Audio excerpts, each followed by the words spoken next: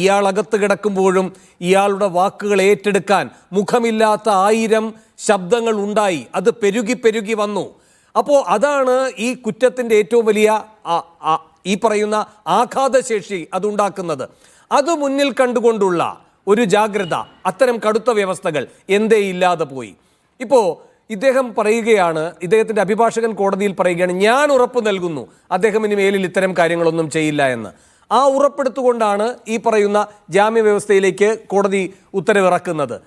അതിനേക്കാൾ അപ്പുറത്ത് ഇത് സാധ്യമാകാത്ത രൂപത്തിലുള്ള കൃത്യമായ നിയന്ത്രണങ്ങളിലേക്ക് കോടതിക്ക് എന്തുകൊണ്ട് പോയിക്കൂടെ? ഇപ്പോൾ കോടതി പറയുന്ന ഒരു കാര്യമുണ്ടല്ലോ ഈ ഉത്തരവിൽ, ഇത് എന്ത് സന്ദേശമാണ് നൽകുക? തെറ്റായ സന്ദേശം നൽകും ഇദ്ദേഹത്തെ പുറത്തുവിട്ടാലെന്ന് പ്രോസിക്യൂഷൻ പറയുമ്പോൾ കോടതി പറയുന്നുണ്ട് ഇതുവരെ നടന്ന നടപടികൾ, ഇപ്പം താങ്കൾ സൂചിപ്പിച്ചതാണതെല്ലാം, അത് അസാധാരണവുമാണ്, സംശയമില്ല. പിടിച്ചകത്തിട്ട് വന്നത് ചെറിയ കാര്യമല്ല. അത് ചൂണ്ടിക്കാട്ടിക്കൊണ്ട് കോടതി പറയുകയാണ് ഇത് മതിയായ സന്ദേശം സമൂഹത്തിന് നൽകുന്നുണ്ട്.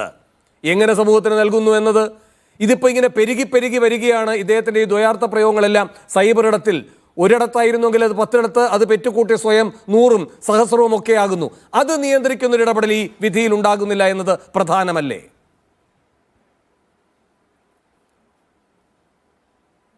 അല്ല ശ്രീ വേണു, ഇവിടെ അങ്ങ് സൂചിപ്പിച്ചതുപോലെ ഇത് പെരുകി പെരുകി വരുന്നു എന്നുള്ളത് യാതൊരു സംശയവുമില്ല. ഞാൻ അതിനോട് പൂർണ്ണമായും യോജിക്കുന്നു. അത് നമ്മുടെ സമൂഹത്തിൽ ആകമാനം പടർന്നുകൊണ്ടിരിക്കുന്ന ഇത്തരത്തിലുള്ള തെറ്റായ പ്രവണതകൾ. കാരണം ഈ സൈബർ ഇടത്തിൽ ആരെയും എന്തും പറയാമെന്നും അത്തരത്തിലുള്ള ആളുകളെ നമ്മൾ പണ്ട് പറയുന്നത് പോലെ അമ്മയെ തല്ലിയാൽ പോലും 2 പക്ഷം എന്ന് പറയുന്നത് പോലെ ഇത്തരത്തിലുള്ള തെറ്റായ പ്രവണതകളെ പോലും യാതൊരു അടിസ്ഥാനവുമില്ലാതെ പിന്തുണയ്ക്കുവാനുള്ള ആളുകളുടെയൊക്കെ പ്രവണതകൾ കൂടി വരികയാണ്. അതിന് യാതൊരു സംശയമില്ല. അതിൻ്റെ ചില പ്രതിഫലനങ്ങളാണ് ഈ ബോച്ചയുടെ കേസുമായി ബന്ധപ്പെട്ടുകൊണ്ട് ഇന്ന് ഉണ്ടായിരിക്കുന്നത്. കാരണം അദ്ദേഹത്തിന് ജാമ്യം കിട്ടിയിട്ട് പോലും ഞെട്ടിക്കുന്ന ചില സംഭവങ്ങളല്ലേ നമ്മുടെ നാട്ടിൽ, കേരളത്തിൽ നടന്നുകൊണ്ടിരിക്കുന്നത്. അപ്പോൾ ശരിയാണ്, കോടതികളെ സംബന്ധിച്ചിടത്തോളം ഒരു സംശയവും വേണ്ട, അയാൾ ഇനിയും ഇത്തരത്തിലുള്ള പ്രവണതകൾ അയാൾ ഏർപ്പെടുകയാണെങ്കിൽ അയാളുടെ ബെയിൽ ക്യാൻസൽ ചെയ്യാൻ കഴിയും. അയാളുടെ ബെയിൽ കോടതി പറയേണ്ട കാര്യമില്ല, പ്രത്യേകമായി കണ്ടീഷൻ വെക്കേണ്ട കാര്യമില്ല. അതെല്ലാം ചോദ്യം സൈബറിടത്തിലെ നിയന്ത്രണം എന്നതിലേക്ക് കോടതി കടക്കാത്തത് എന്തുകൊണ്ട് എന്നതാണ് അഡ്വക്കേറ്റ് പ്രിയദർശൻ തമ്പി.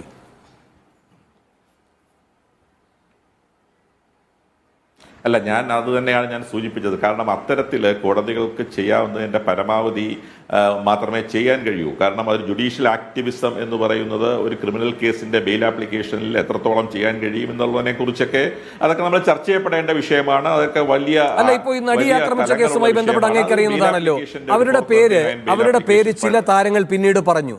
അപ്പോൾ തന്നെ അതിൻ്റെ മേലുള്ള നിയമ നടപടികളിലേക്ക് അവർക്ക് വിധേയമാകേണ്ടി വരികയും അവർക്ക് ആ കാര്യത്തിൽ നിയമപരമായ വിശദീകരണം നൽകേണ്ടി വരികയും ഒക്കെ ചെയ്തു, അല്ലേ?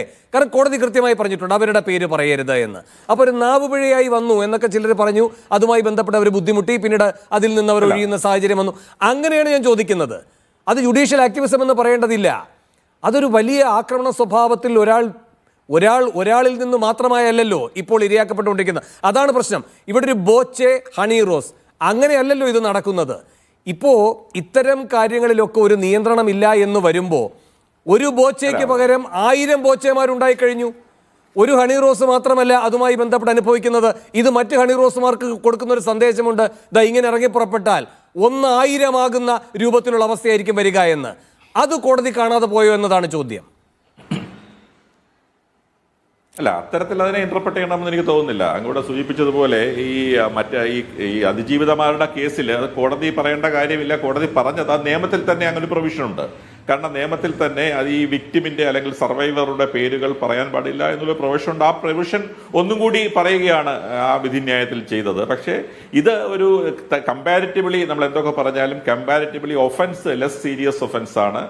തീർച്ചയായിട്ടും എക്സ്ക്ലൂസീവ്ലി ട്രയബിൾ ബൈ ദ മജിസ്ട്രേറ്റ് ആണ്. അപ് ടു 3 years മാത്രം പണിഷ്മെന്റ് വരുന്ന ഒരു നോൺ ബെയിലബിൾ എന്ന് വേണമെങ്കിൽ പറയാവുന്ന, അല്ലെങ്കിൽ ബെയിലബിൾ ആണോ എന്ന് പോലും ഇന്റർപ്രറ്റ് ചെയ്യാവുന്ന ഒരു ഒഫൻസ് മാത്രമാണ്. അത് ലെജിസ്ലേച്ചറാണ് എനിക്ക് തോന്നുന്നു, കോടതികളല്ല, ലെജിസ്ലേച്ചറാണ് ഈ നിയമങ്ങളെല്ലാം എനിക്ക് തോന്നുന്നു അഴിച്ചു പണിയേണ്ടത്. കാരണം ഇത്തരത്തിലുള്ള പ്രവണതകൾ കൂടി വരുമ്പോൾ ഇനിയും ഇത്തരത്തിലുള്ള നിയമങ്ങൾ കൂടുതൽ കർശനമാക്കണം.